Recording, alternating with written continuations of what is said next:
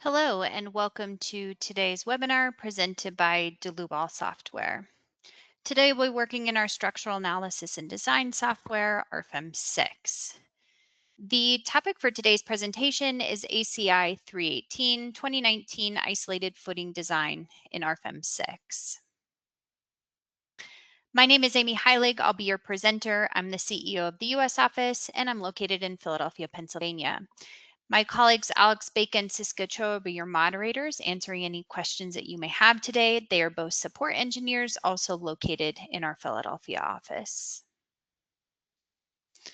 We always want to encourage everyone to ask questions throughout the presentation. You can do so within the GoToWebinar dialog box as shown here. If by chance we don't get to all your questions, we will certainly send you a follow-up email afterwards. So regarding the content over the next hour today, I do want to give a brief introduction into the concrete foundations add-on within Rfem 6 that we have enabled the ACI design checks. We will then move on to our example within Rfem directly, where we will define our isolated footing geometry. We will input in the reinforcement. We will also define the soil layers. After this, we'll go ahead and set up the load cases and load combinations according to the ASCE 7. I'll also show you how you can apply additional foundation loads directly to the isolated footing. And then we'll run our calculation for both the analysis, but mainly focusing on the foundation design results. And finally, at the end of the presentation today, I do want to quickly integrate our additional add-on called the steel joints with the foundation to do a quick base plate design and show the advantages there. So turning now to this brief introduction, I will go ahead and explain the advantages here of the concrete foundation add-on that you can find within Rfem 6. So this now allows us to carry out the isolated footing design within the global Rfem 6 model. We can essentially define the geometry of the footing. We can input in top and bottom reinforcement, and we will also input in the soil definitions. So this is required for the soil underneath the footing, but also around and on top of the footing is possible. After we run the calculation, we will see the design checks for this footing for one-way shear, two-way shear, and flexural design according to the ACI. But we're further going to carry out these soil-related design checks, more relevant from the IBC, including overturning, sliding uplift, and bearing pressure. A big advantage here is that we are getting the full integration with the global 3D structure included loading. So you can see our example structure over here on the right-hand side. Any of the loads that are applied directly to this steel structure will be considered for the foundation design. But it is also possible to consider additional foundation loads. Again, we'll see that in the example today. Now, the true advantage here is that we are able to design this entire structure, including members or surfaces. We could carry out the connection design of both the members, including the base plate, and the foundations in one file. So we're not having to export out the support reactions to a standalone program or a third-party program, but everything is integrated together directly within Rfem. So with that said, we will get into the program directly today to begin our example. So when we create a new model within Rfem 6, we are presented here with our base data dialog box. The type of model will be in a 3D environment. Under the second tab are the available add-ons within Rfem. So you can essentially create a software package that is specific for your design needs. And for those of you joining us today that are not familiar with this add-on concept, the Rfem 6 base program is always required.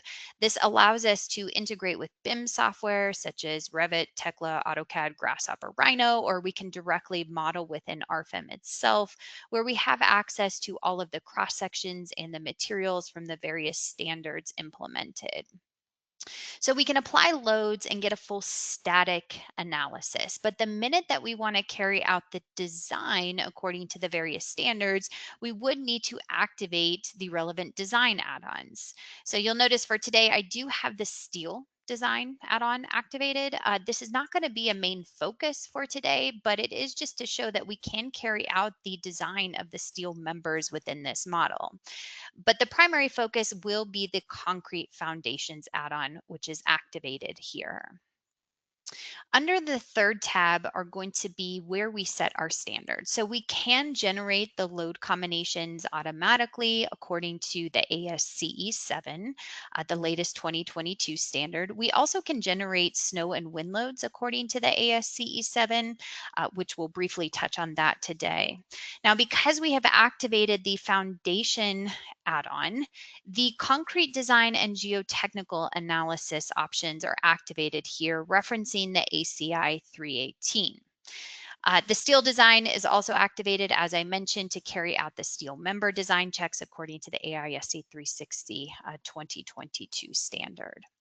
So once this information is set, we have determined here which standards we will be referencing. We can take a look at the Rfem 6 program. So for the sake of time, I have already modeled our steel structure here. So we'll do a quick model overview to explain exactly what I've already went ahead and modeled in the graphical view. We have our cross sections defined. So you can see the columns are 14 by 82 with our beams set at 18 by 35. These are tapered members. So I did extend the depth where it does frame into the column here slightly. Both of these cross sections are A992 materials. I also have square HSS members. So 6 by 6 by 0.375 defined here for my purlins and my secondary members. This is A500 grade C material.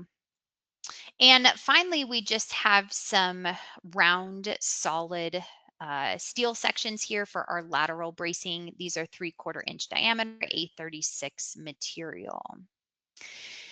You'll also see here the colors are based on the member type. So shown here in blue for our moment frames, this member type is a standard beam. And in RFEM, a beam is anything that's a standard beam or a standard column, nothing too unique about it.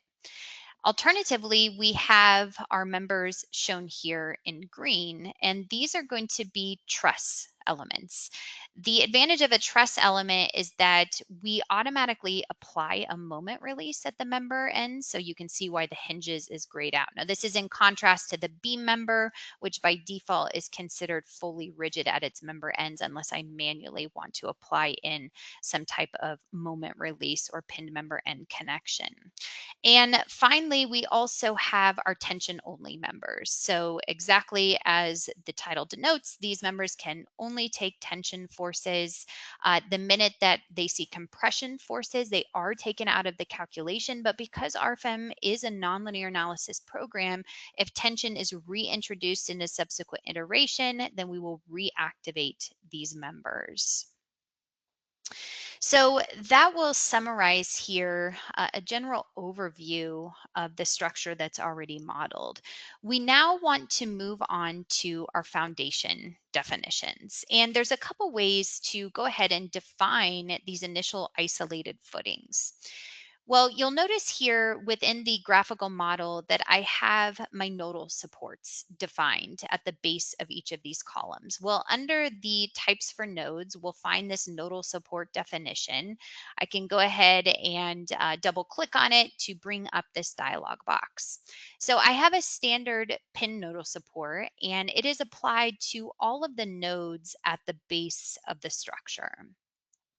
From here, we can activate the ability to assign a foundation to this nodal support definition.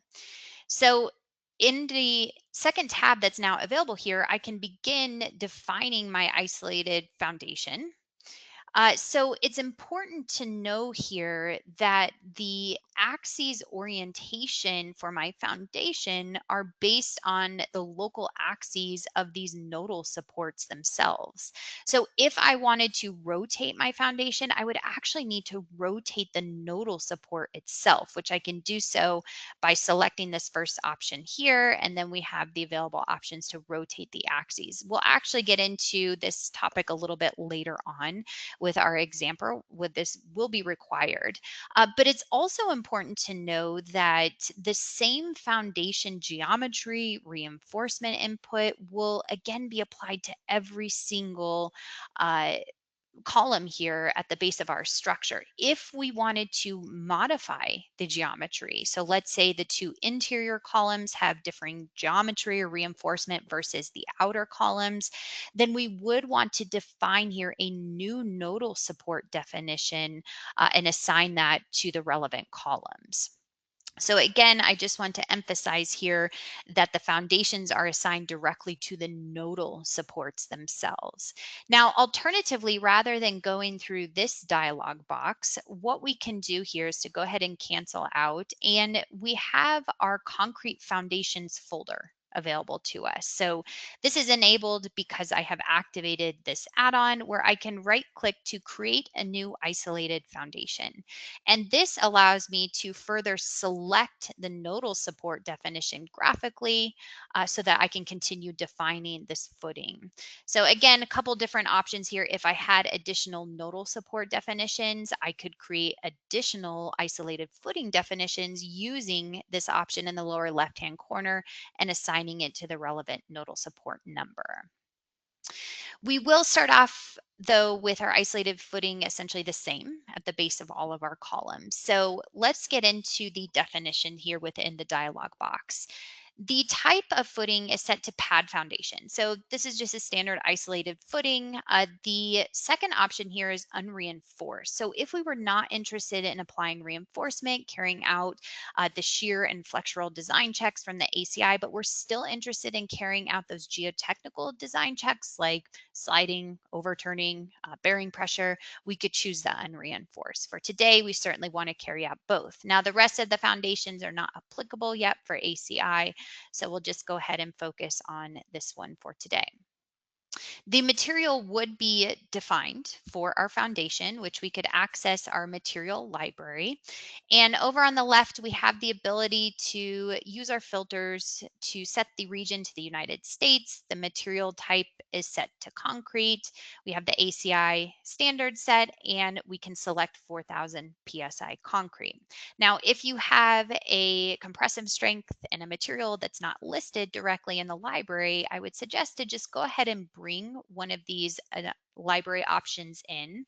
When we go ahead and click OK, we have the ability to always edit this material, and we can modify this to user defined here in order to modify the compressive strength, for example, as well as the other material properties. We can rename it.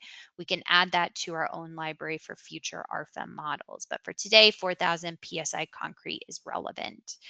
The design properties is activated here by default. This is just telling the program that not only do we want to set up our footing, but we also want to carry out the design according to the ACI and the IBC checks within the foundation design add-on. The second tab is to define the geometry of the footing. So we will go ahead and input this in based on the local X and Y axes of the footing itself. And for today's example, this will be 84 inches by 84 inches. Now, by all means, this does not necessarily have to be a square. It can be a rectangle. Those dimensions can vary. The thickness of today's foundation will be 18 inches. The eccentricity, so this is by default set to 0, which just means that this column will frame in directly at the center point of this foundation. If we do have an eccentricity or that offset, we can go ahead and define those dimensions here within this input. The column dimensions are automatically brought in. The program recognizes the dimensions of this W shape here, so those are not editable. But what we can do is to further specify a base plate at the base of our column. And this is going to be used for the load distribution at the top face of the footing for the design, but also this will come into play at the very end of our example today, where we can integrate this with the base plate design.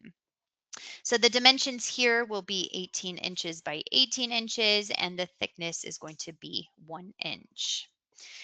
So now that the geometry is set, we can move on to our next tab for the reinforcement. We do need to define here a reinforcement material. So once again, we access our material library. Over on the left, we can choose the reinforcing steel as the material type, the ACI standard, and we do see here grade 60. So I'll go ahead and use grade 60 for today, but again, user-defined materials are entirely possible. The reinforcement type can be set to a welded wire mesh, it can be set to rebars, or it could be set to both. For today's example, we will use rebar reinforcement. Now notice there is an automatically checkbox here. It's grayed out. This is for a future release where maybe we want to automatically determine what the reinforcement is. But for right now, it does require manual input of the reinforcement. The concrete cover tab allows me to input in a different concrete cover at the top of the footing versus the bottom versus the side. Now, if all covers are identical, I can alternatively turn this off and set my cover for today's example to 2 inches. The plate reinforcement. So this is where I'm going to specify in here my reinforcement at both the top and the bottom of the footing. So you'll notice by default, the top reinforcement is set to none. So in many cases, we may not need top reinforcement, but in other cases, if we do have high flexural loads at the top there, then perhaps we want to toggle this to define our reinforcement in both the longitudinal and transverse directions. For today, I am not going to apply any top reinforcement, so we'll go ahead and set this to none. But the bottom reinforcement, we certainly want to define that here. So I can zoom into this picture and just show you that the primary direction here can be toggled to X or to Y direction. So notice that that will go ahead and move that reinforcement bar to the top layer here. If we change this back to the X direction, which is what we'll move forward with today. Again, these are just based on the local axes of the footing itself. So I can select my bar size directly within the dropdown. For this case, we will choose number 6s spaced at 12 inches on center. In the transverse direction and the Y direction, this could vary, but we will also set this to number 6s at 12 inches. Now you'll also notice we can define here a hook anchorage length, which does include the length itself as well as the bend diameter. This will be taken into consideration with development length checks. That's not something that we'll take advantage of today, so we can go ahead and turn that off. Now that the reinforcement has been defined here, we do have a nice feature that I can access to show the reinforcement layout in the bottom right corner. So when I click this option, this does give me a nice plan view of the reinforcement in both the transverse and longitudinal directions. It shows me the length, it shows me the number of bars, the size. I can turn this into an isometric view if I'm interested. We can go back to elevation views or a plan view. If we had additional reinforcement defined at the top versus the bottom, we could go ahead and deactivate those various layers here. And once this is set up, we can use the print options here to add this directly to our printout report or our calculation report. You could send it to a PDF or a 3D PDF, or you could save it to your clipboard. So many different options here, but again, just an overall nice layout of the foundation reinforcement. So moving on now to the soil properties. The soil properties are absolutely needed here in order to carry out those geotechnical design checks, like sliding, overturning, bearing pressure, and so on. The first input option here is the subsoil conditions, drained versus undrained. This is going to affect our sliding design check, so you would want to specify the condition there. We'll go ahead and set this to drained. Now, down at the bottom of this dialog box, you'll notice that we do need to define here the soil layer under the foundation. So this is always required. And for this, we can once again access our material library. We can use the filter settings over on the left to choose the material type soil. I do not have any standards selected, so this is code independent. We do have some default options available directly here within the material library, including gravel, closely graded. And that's what we'll use, for example, today. Now, most likely the soil materials available here are not going to be exact for your project. So what I would suggest that you do is to choose a material that maybe most closely fits to your specific design project. We bring it into this dialog box, and once again, we can always choose the edit material options. Now for soil, we always have this set to user defined so that you have the ability to override the name here, but more importantly, the material values. So for example, specific weight, the density, jumping to the material values, there is some important information here like effective friction angle that's used for sliding, for example. So you would want to get this information from your geotech report and input it into the soil properties directly. Again, those are going to be used for the design checks.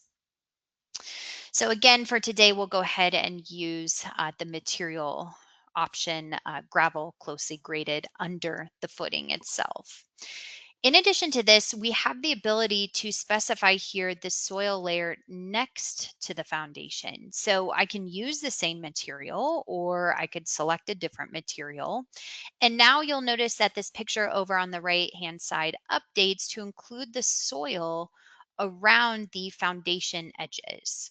Now, it is important that once we get into the geotechnical configuration settings, that we enable the passive pressure to be considered from the soil. Without enabling this, the soil in and around the foundation will not be considered. And this will make more sense once we get to it, but we can activate that element here for now. The third option is the soil layer on top of the foundation. So once again, I'll choose my same material here. And when I activate this, I get a new option here to define the earth covering thickness. So if I set this to something like 1 foot, you'll notice that I have an additional layer now given to me on top of the footing itself. And we'll also see how that's applied as an additional foundation load once we get into our loading details. Just quickly looking at the other soil parameters here, we do have our angle of soil friction. This is related to sliding checks, and this is going to reference directly the material's effective friction angle. So I pointed that out in the material input. Again, maybe it's something that you get directly from your geotech report.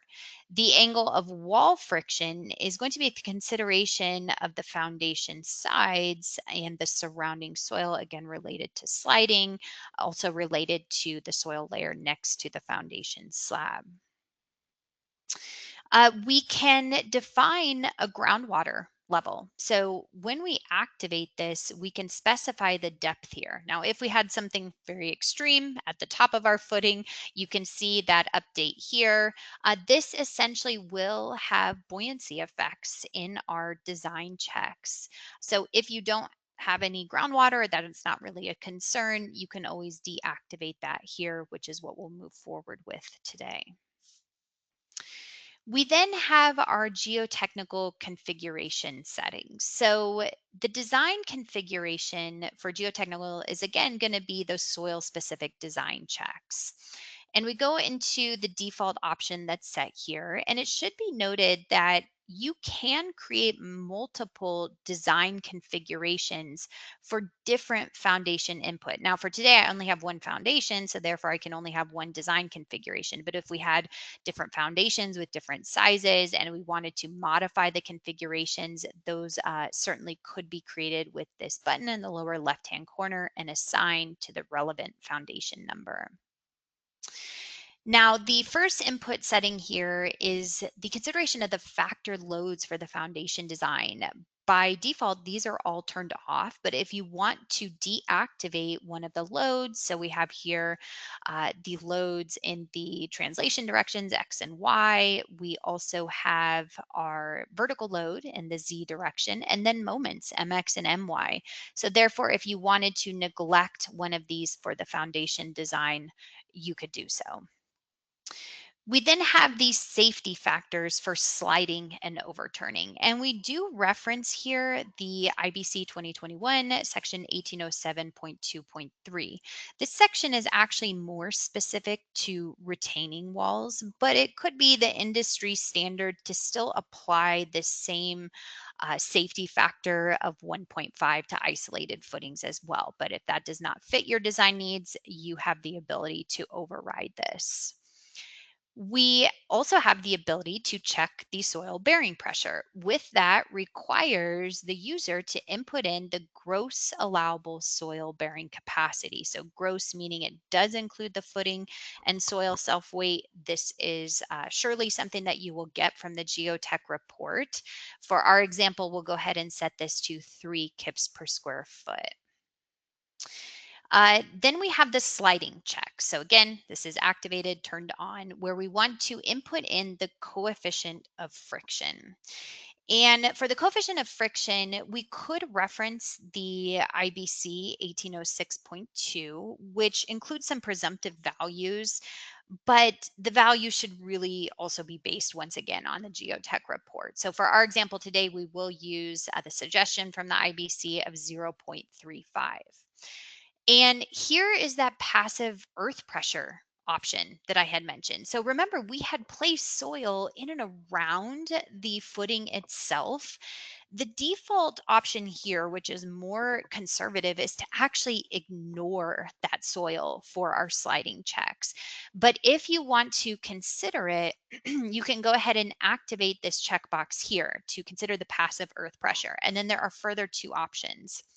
The passive earth pressure can be considered according to Coulomb's theory, or you can directly define these resisting forces yourself in kips in the global X and Y directions, both positive and negative. So both options are available there. Again, the more conservative option is to leave this unchecked. So we'll go ahead and use that for today's example, ignoring that soil at the foundation sides.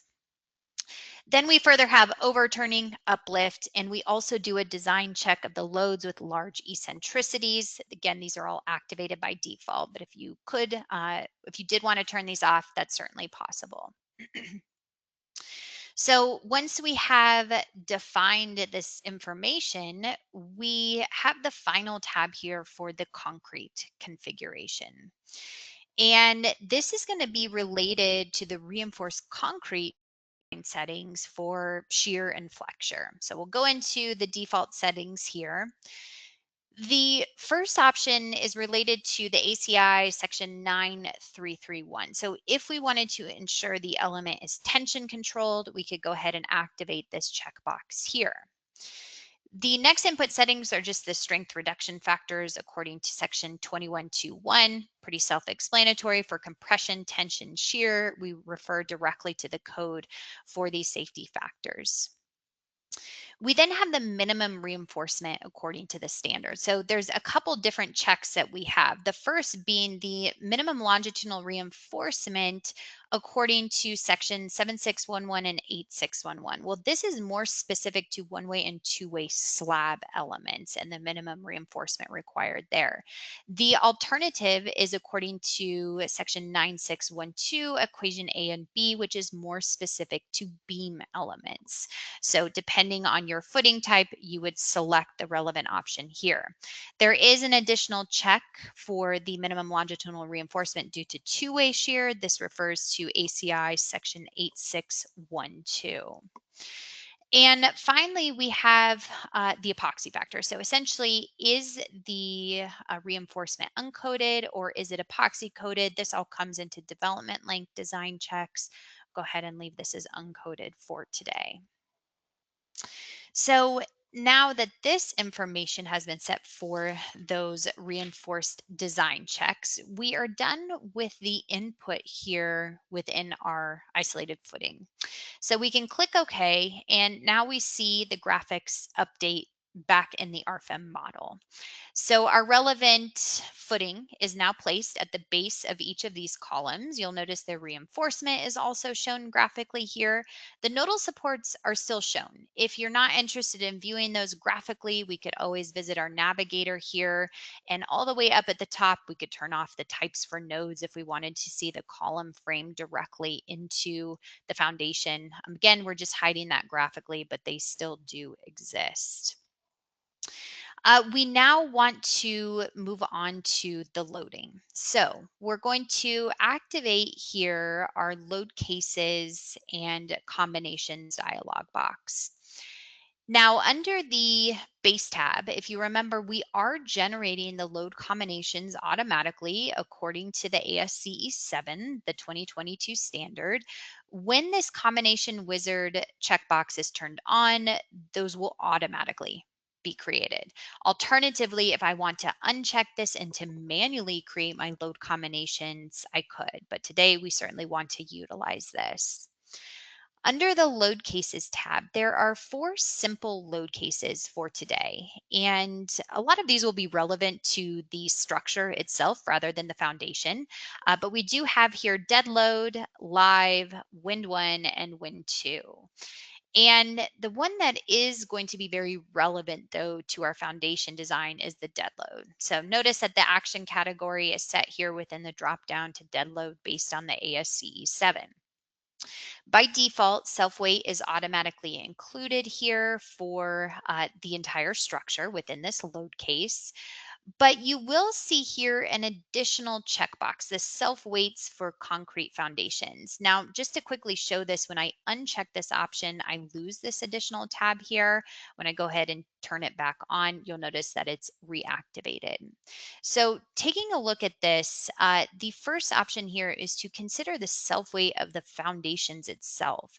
So these foundation elements are not FEA elements. They're not surfaces, they are not mesh. You can think of it more as an analytical design approach, but therefore the self-weight is not automatically considered for these foundations. So therefore, if we do want to consider it, we do so within this additional checkbox option here. And this will also, of course, affect some additional design checks within the concrete foundations add-on itself.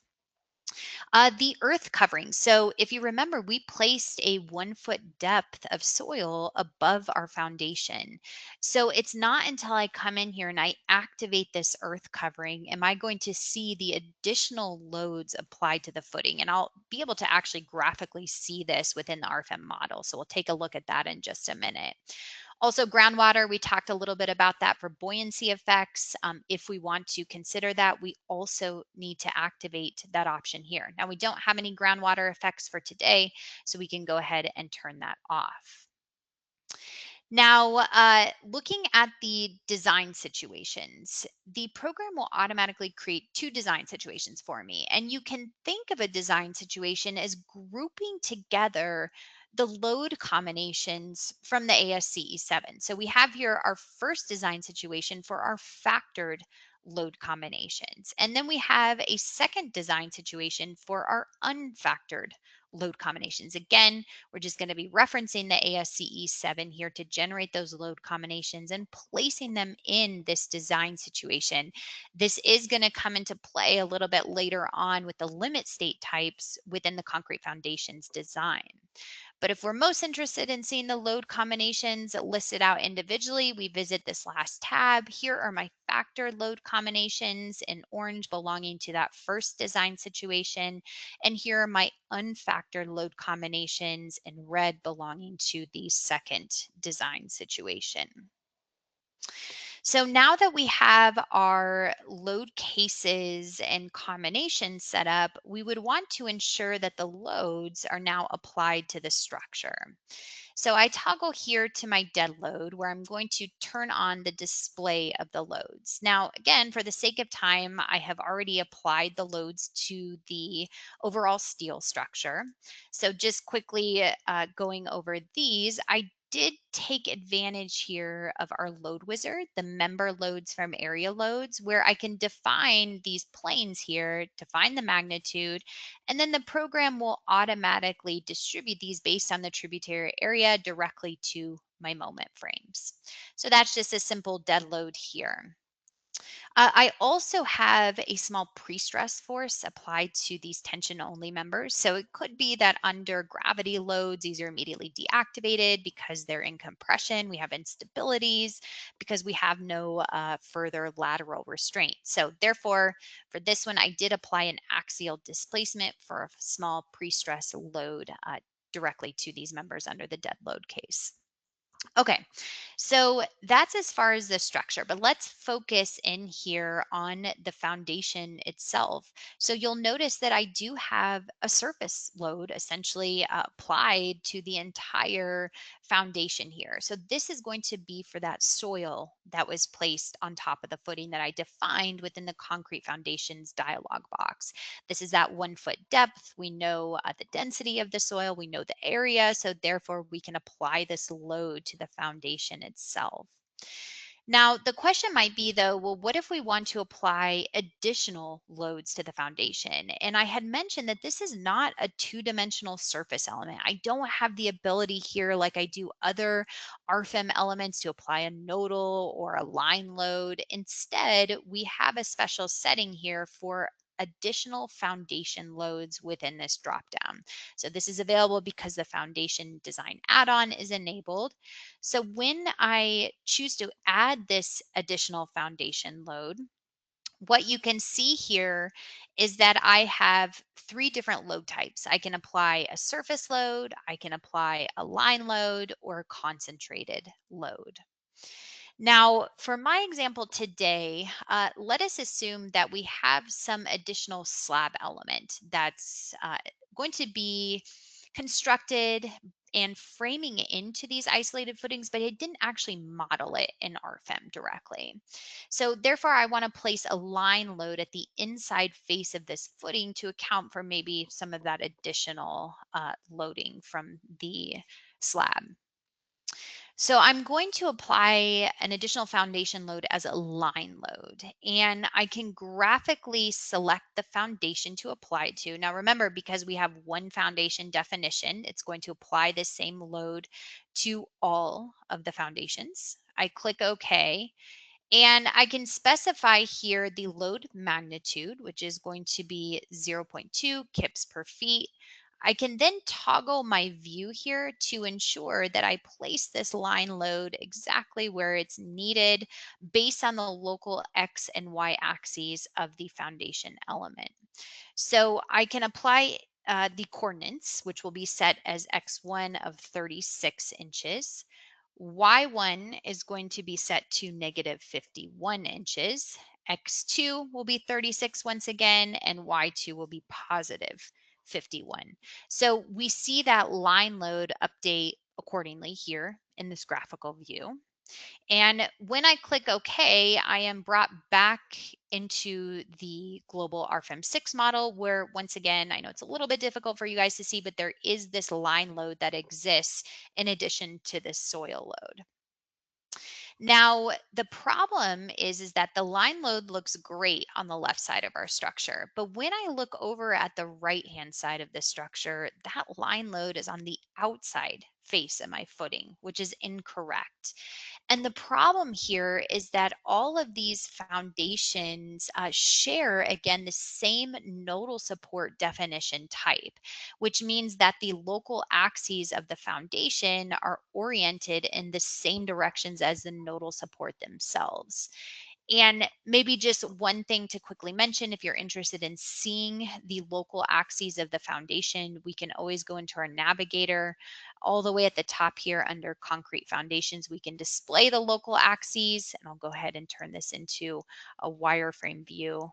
And I'll zoom in here so that you guys can see these local axes available. So this will be helpful in defining loads, knowing orientations, but I'll go ahead and deactivate that. So how do we deal with this load then being at the incorrect location? Well, this is where we'll go back to the beginning of our example where we have these nodal supports defined here at the base. And I likely want to create a new set of nodal supports at the right-hand side of the structure here so that I can orient the local axes of the foundation facing inward instead of outward. So what I'll do is I'll go back to the navigator, and under types for nodes, we have already visited this dialog box for the nodal supports. Remember, we have this single definition applied to all of these nodes. I'm going to make a copy of this. So again, just a standard pin nodal support, but I'm going to graphically select here all of my nodes using my selection box at the base of the structure. So the nodes are populated here. I click OK. And what you'll see now is that I have a new nodal support definition of the left versus the right of the structure. And for this new nodal support, I am going to rotate the axes. So I activate the specific direction option here, and I'm going to choose to align the local x axes of this nodal support based on two nodes. So I'll go ahead and select the base of the structure as node 1 and then node 2 as the left-hand side. Now the z-axis is still oriented in the vertical direction, nothing different there.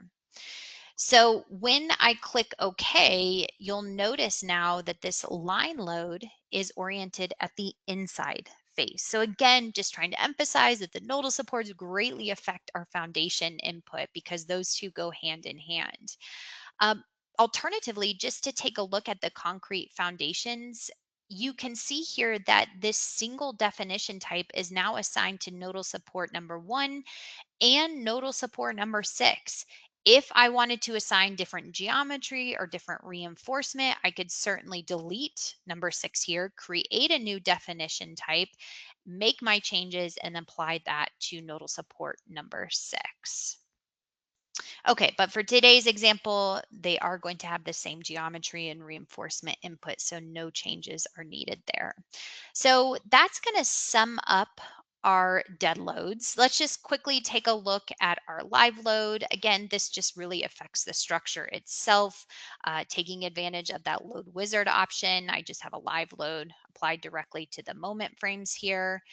And for my two win loads, I did also take advantage under the load wizard of the win load generator according to the ASCE7. So this is possible for general rectangular type structures here. I only have a couple simple load cases here for minimum win loads according to the ASCE7 in the global X direction, which we can display those loads separately. See how they look here. As well as wind in the global Y direction. So we'll right click to go ahead and have an area load view. We can toggle down to our different load combinations here to see the dead load, live load, and wind loads all acting on the structure together. So now that the loads have been applied directly to our foundations as well as the steel structure, I am going to drop down here to the concrete foundations add-on. And within the table, you will see the two design situations listed. So we have our first design situation for factor load combinations where I want to set the relevant limit state type within this dropdown. So we're going to set this to our strength design checks. I then have my ASD design situation, so unfactored load combinations, where I'm going to set the geotechnical design limit state. So this is how those design situations come into play within the design add-ons, such as concrete foundations. Under the second tab, Objects to Design, we will be designing all foundations because we only have one definition for our foundations today. Under the Objects to Exclude, we do have the ability here, if we did not want to consider one of the load combinations, to uncheck that within the table option. So now that we have input in the relevant limit state type for the design situation, let us take a look at the results. So we can go ahead and run this calculation. The program will cycle through all the load combinations, taking advantage of the multi-core processor in our computer. So we should see this solve rather quickly. And then we carry out the foundation design, and we are now presented with our results. So we'll start first with the navigator view over on the left-hand side. So we could toggle back to the static analysis within the base program Rfem 6, but our focus today is the concrete foundations design results. And graphically, we have the ability here to activate our design checks for both the soil as well as our ACI design checks. Now, if I just want to see the max controlling design ratio, I can go ahead and activate that here, and I'll go ahead and zoom in on a couple of the foundations. Alternatively, if I'm interested in viewing the design ratio for these individual design checks, so for example, under the geotechnical design, I can activate the allowable soil bearing pressure design check. Or if I'm interested in uplift or overturning, this is possible to view individually. Alternatively, if we want to turn now to the concrete design checks, we could activate here the design checks for bending, for the bottom reinforcement in both directions. We also have the one-way shear design check as well as the two-way shear design check. So this is available again to toggle through these individual design checks here, show them graphically. In addition, we also have the reinforcement that we can display graphically. So what this means is that we have applied these loads to this footing. And from those applied loads, there is some required reinforcement, which we can actually display that graphically here. So you can see the required reinforcement in both the transverse and longitudinal directions. Well, if you remember, we placed number 6s at 12 inches on center. So this is my provided reinforcement, which I can certainly display that graphically as well. Well, what we can do further is to compare the provided reinforcement to the required reinforcement. And we can have the program tell us, okay, is any additional reinforcement required? In our case today, you'll see here 0 is displayed because my provided reinforcement is greater than the required reinforcement. So just a nice graphical view here of those reinforcement requirements that we can display graphically on the footing itself. Okay, so going back now to, let's say, the table design checks. We can go ahead and display here if we want to keep this graphical view of the design ratio. But within the table itself, we can view the design ratios based on the design situation. So this is going to be my factored load combinations for those strength design checks, and then unfactored for the soil design checks. We can view the design ratios by the foundation, which just means this is going to be an overall envelope solution for our design checks, or we can view the design ratios for each node. So notice as I scroll through this table, this red arrow is showing me exactly which footing I'm currently looking at. But going back to the design ratios by foundation, we also have the ability, not only in this table format, to see these design ratios, but we can activate here the design check details. So if I take a look at sliding, for example, and I activate the design check details, this is going to show me in much more detail with all of my formulas, the variables, any code references here, and ultimately how we determine this design ratio for sliding in particular. Now, over on the left, we have additional information that we can expand here. We can add this to our printout report as an image. If we make any modifications, these formulas will automatically update in that printout report. So trying to be very transparent so that you understand where these design checks come from. Now, in a similar sense, we do the exact same thing for the ACI, reinforced concrete design checks. If we take a look at two-way shear, we can activate, once again, the design check details. This is going to have quite a bit more formulas specific to the IBC, or sorry, the ACI rather than the IBC. We can scroll down through and ultimately the final design check here for two-way shear. So we are essentially passing all of the design checks for our foundation here. If you are finding that you're failing, this will require some modifications to the foundation. So we can just go ahead and double click on the foundation itself. If, for example, we were failing in sliding, perhaps we want to make some changes to our geometry. If we were failing any of those ACI design checks, we maybe want to make some modifications to the plate reinforcement here. So yes, we could certainly make those modifications, somewhat of an iterative process to ensure that we are passing those design checks. So that will summarize here the overall foundation design using the Concrete Foundations add-on. But I now want to quickly tie in the ability to perhaps design something such as a base plate. So how these two can kind of work together.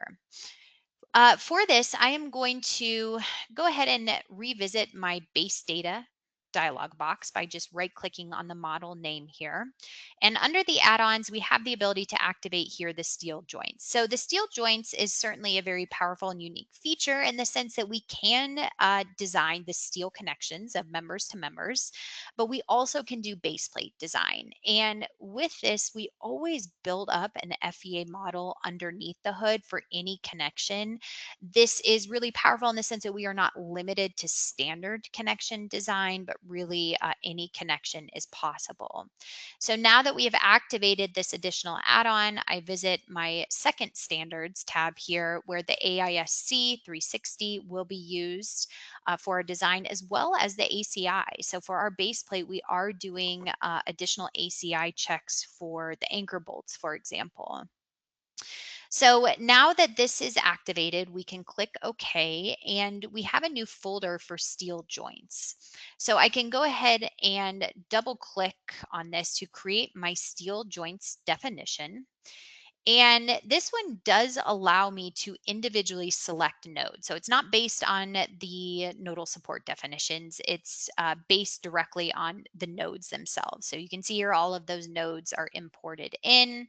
I am not going to consider those tension only members for this quick base plate design. We're only going to consider the vertical members. Well, under the components, I have the ability here to insert in a new component, very simple for today's example, for a base plate. So I can bring that in and we can see the graphics update here. And of course, we will need to make some modifications. Now, alternatively, if I have a more complex connection, or I just want to quickly utilize the library, which has these components already set, I could use my filters over on the left to filter to a total of one member. And we can select here a base plate. You can see some different options here, again, for maybe more complex base plate situations. Down at the bottom, though, there are some simple template options that you could import in to your model. But for our case today, the single component input is certainly applicable. Now we have the ability to import in the geometry from the concrete foundation. So this is how these two can more or less work together. So when I activate this, notice that my geometry definitions were automatically updated here for the foundation concrete block and also for my base plate. For the plate material, we will modify this to a 36, but again, all the dimensions were brought in from the foundations add-on. My concrete block, same thing. 4,000 psi concrete, the material and the dimensions were brought in. There are some additional settings here for cracked concrete, reinforcement to control splitting, grout, so on, that we could turn on or off. Now, the shear transfer, this can be set either to anchor bolts or to a shear lug. For example, today we'll go ahead and use anchor bolts. This will be a 36 material, and the diameter will be 3/4 inch. Now, we clearly need to make some modifications here to where our anchor bolts are placed, and we are going to have a total of 4 anchor bolts in the longitudinal direction and 2 rows in the transverse direction. Now, we still have some conflict here, so therefore we want to modify the spacing. So the spacing from the edge of the base plate to my first anchor bolt is going to be set at 3 inches. And then the additional spacing will be 3 times 4 inches. And the program will go ahead and update this graphically. The spacing from the front edge of the plate to the center of my first row is going to be modified here to 2 inches. And then the spacing to my second row will be 14 inches. So when I make those modifications, we can see here that we no longer have that conflict with our column. And of course, you can play around with the number of bolts here. Perhaps we only need 3 or 2. We can play around with different diameters. The length is going to be set at 12 inches to extend down into our footing. We also can modify here the anchor type. So we'll set this to a hex head, for example, and everything is displayed graphically. The final input is going to be the welds of our steel column to our base plate. We'll go ahead and set this throat thickness to 0.27 inches. I hit the F8 key to go ahead and apply that same dimension to all of my welds. So that's really it for the quick input. If we want to double check the plausibility, we could, to ensure that there's no errors found. Everything looks good here. Now, before we jump back into the Rfem model, there's one more really powerful feature that we can take advantage of here. And that's to calculate the true base plate connection stiffness based on all of these elements. So I can activate this option within the steel joints add-on. And for my columns, I can tell the program that I want to determine the true stiffness of both the axial and rotational stiffness itself of the base plate, because we know that these connections are not truly pinned, they're not truly fixed, they're usually somewhere in between. So because we're generating this FEA model automatically underneath the hood, we can determine this true stiffness. And furthermore, once we determine this stiffness, we can export it back out to the global model for my columns. So now at the base of my column, I'm going to have a member hinge applied that's going to be considered for both the analysis and the design. So now that this information is input within the model, we can take a look at graphically here by displaying the detailed joint model. And I can zoom in here. Let me go ahead and turn off my nodal supports under types for nodes, and I will go into a solid rendered view. So we can see the footing, we can see the base plate, and of course the steel structure. Now we do want to run the calculation for the steel joints as well. For this, I'm just going to toggle to an already finished model because this does take just a minute to solve. But under the steel joints design, we are carrying out the design of the welds as well as the anchor bolts. And this is all referencing directly the codes such as the AISC and the ACI. So this is an envelope solution for all base plates here. If I want to take a look at the design check details, just like what we saw with the concrete foundations, all of these formulas are going to be listed out, including information like the concrete breakout tension resistance, the pullout resistance, the blowout. These are all listed here in order to determine the controlling design ratio here for these anchor bolts. Now, as far as the plate elements, again, we are generating this FEA model underneath the hood and comparing all plate elements to a limiting strain value. And if we're interested to pull up the submodel that's created underneath the hood, we can go ahead and activate that within the model. Now, underneath, we are going to, once again, I'll go ahead and toggle this here to equivalent stresses. The submodel does include, of course, all of these elements like the base plate, flanges, web, but it also includes a spring stiffness underneath the base plate to represent that concrete foundation.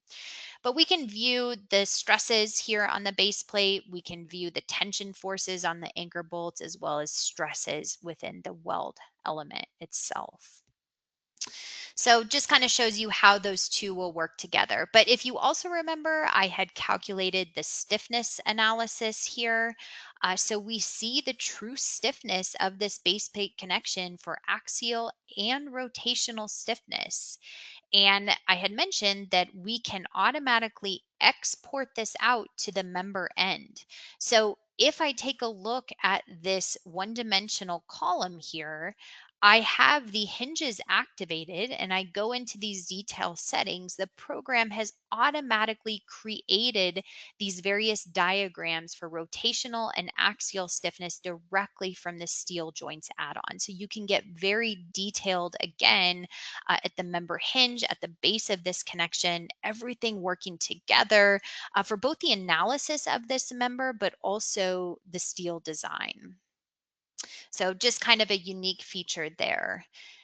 Maybe just to quickly mention, if you remember way back when, I also carried out the steel design of all of these members. So you can see here, we're not going to get into it, of course, we're out of time today, but all of the design checks for our members are carried out according to the AISC. So for example, we're currently viewing the lateral torsional buckling mode shape here of our beam. So we can actually see how this would fail according to LTB. And very similar to the other design add-ons, we can always activate the design check details to see all of the code references and formulas and ultimately how we're calculating the member design ratios. So full design of the structure, including the members down to the base plate, down to the foundation within one file. So with that said, we'll go ahead and wrap up our webinar today. I do want to just briefly touch on future developments for the concrete foundations add-on. We are currently working on stepped footing design, so that will be next to be released. We're certainly aware as well that the 2025 ACI standard has been released, so we're currently working on getting all code updates updated there as well.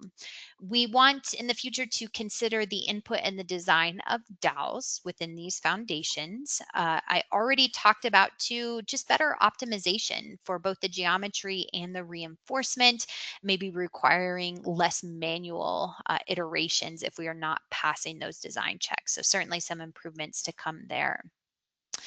We do want to also extend this to include the Canadian code, the CSAA 23.3, as well as other foundation types. So in the future, you can expect these other foundation types like combined footing, strip footing, and so on. But for now, this is a good summary of what is possible with the isolated footing design. So if you were interested in what you saw with the Foundations add-on, Rfem 6, or any other capabilities, and you want to connect with our team, we would love it if you would go ahead and scan this QR code, or the information, the contact information to our Philadelphia office is shown at the bottom of the page here, our phone number and our email address. Would love to get you set up with the 90-day trial version. So this is full capability. It includes all add-ons for the full 90 days. We will have many more upcoming webinars. You can register at delubal.com under support and training webinars. As most of you know, I tend to send out a reminder email before these take place. So keep an eye out in your email for the next webinar to come. PDH certificates will automatically be emailed to all participants who were here for the full presentation. So that is a requirement of the states that we are pre-approved providers, that you're here for the full 60-minute duration in order to receive that PDH. If you watched with a colleague or you watch in a conference type setting and you yourself did not register for the GoToWebinar, you will need to request that PDH at the email address shown here, info-us@dulubal.com. You'll just want to ensure you were here for the full duration, let us know who you watched it with, and request that PDH by sending us a quick email. And with that said, I want to thank everyone for attending. There will be a very short survey that pops up when you exit this GoToWebinar. It's a tremendous help to us if you just provide your feedback about the webinar, your feedback about Rfem 6 and what you saw today, again, to help us just improve both our webinars and our software in the future. And with that said, thank you again, and we hope to see you at the next presentation.